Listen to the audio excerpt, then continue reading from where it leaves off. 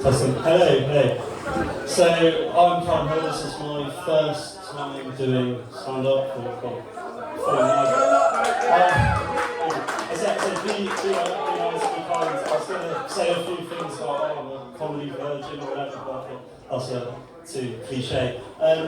Some good advice I was given: it's okay to fail. So fail also stands for first attempt in learning. The man who told me that is a chap called John Phillips. He is my old Army Cadet instructor. He's a lovely man. So back in the day, I did Army Cadets about 3 or 4 years, and you've got a strange mixture of people there.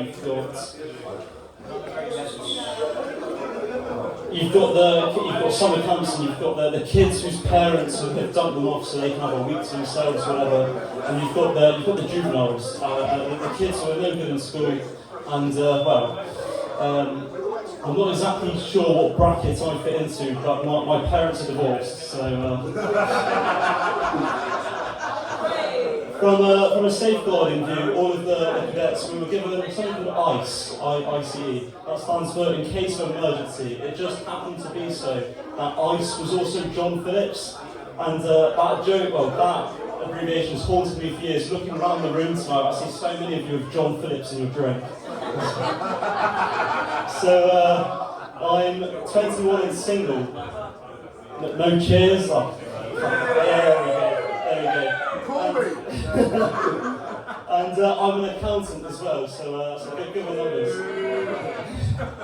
And there's the cliche that no woman or no girl has ever been swept off their feet by an accountant. And my answer to that is, you've never seen me play football with my 9-year-old cousin.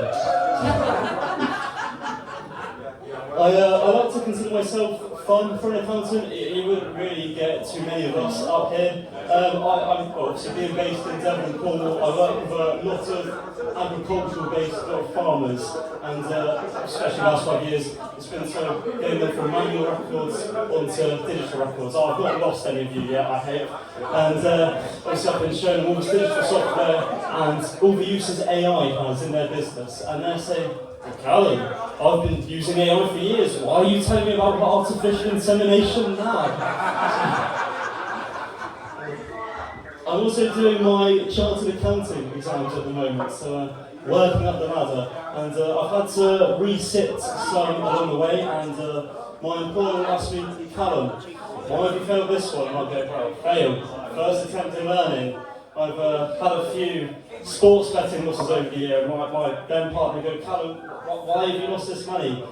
First attempt in learning. I failed my driving test a while back. Why do you think that was? Look, I hit a pedestrian. Come on. What is this first attempt in learning nonsense? I can drive now, so I'm based in Launceston and Cornwall, so a bit of a drive down here tonight. So it could be good to have a nice turn up. So, so being single, online dating in Cornwall and Devon is a bit of a nightmare, really. Everyone knows everyone, and you're going to run into some trouble. So I joined Tinder recently, and there's a few nice ladies on there, and I had the pop-up, do you want to block your contacts? I was scrolling through, blocked my sister, blocked my ex-partner, and I see ICE come up, and I'm thinking, John, what are you doing on Tinder? You're married, lad.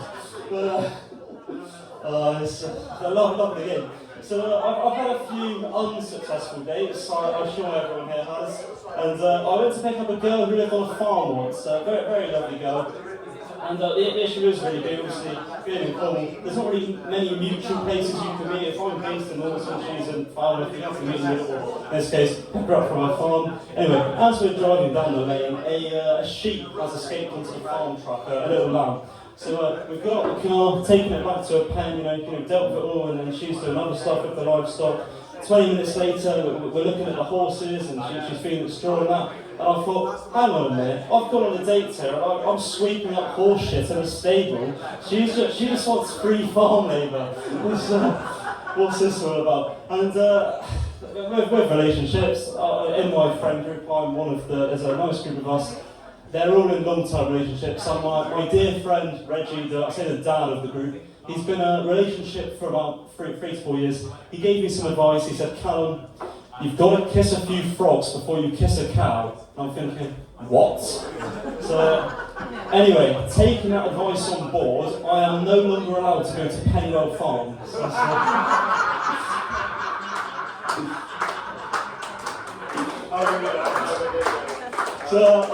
I started playing football again. I played at youth level. Since I was 18, I'm 21 now. I came out of retirement. Not many 21-year-olds can say that. And I play Sunday league now, and that's quite a shift to youth football. I'm now man-marking middle-aged wingers who've come back, or who've got hangovers. It's quite the sight. So my first game back, business as usual, very tight game, 0-0. And the ref stops the game after 20 minutes. I'm thinking, hang on a minute, what's going on here? He's blown the whistle. I'm thinking, nobody's injured, or I can't see anyone's gone down. One of the coaches has ran on the pitch. I'm thinking, oh God, is this something serious? Turns out a dog has taken a shit in the penalty box, so that's got to deal with that one. But anyway, game resumes as normal, and I'll mention as well, I play for Lifton in Devon, and our pitch is, Lifton Recreational Park. We're right by the River Tamar, so it's an absolute nightmare. We tend to lose a lot of footballs. So 60 minutes in, referee stops the game again. What now? I'm thinking, this bloody dog, can dog walkers, not do their own thing? There's a divot in the ground this time. The ground just had to come on and fill up with sand. Anyway, 10 minutes later, we continue, and one of the defenders hoofs it into the river. Coach has realised, hang on a minute, we're out of footballs here. We're thinking, shit, what are we going to do? We can't continue the game. And then we see behind the goal, the coach's 7-year-old son kicking a football about behind the goal. And about 22 men all eye up this little boy in a non-suspicious way. And I've never seen the smile from a child's face go quicker. Anyway, within about 30 seconds, this ball had ended up back in the river. So it was, I imagine, some awkward car journey home for that chap. I've prepared a few one-liners because I didn't know how long I'd have. I thought I'd get some one-liners and keep you busy. Cool. Some quick fire laughs. So bear with me a second. I've only gone and picked up Mum's bloody shopping list. She's gonna. I imagine there's going to be someone in Tesco Lawson tonight doing the stand-up routine of a lifetime. I've been Callum Hill. Thank you for my short and sweet set. If anyone would like to buy me a drink afterwards, I will have a lemonade and John Phillips. Thank you.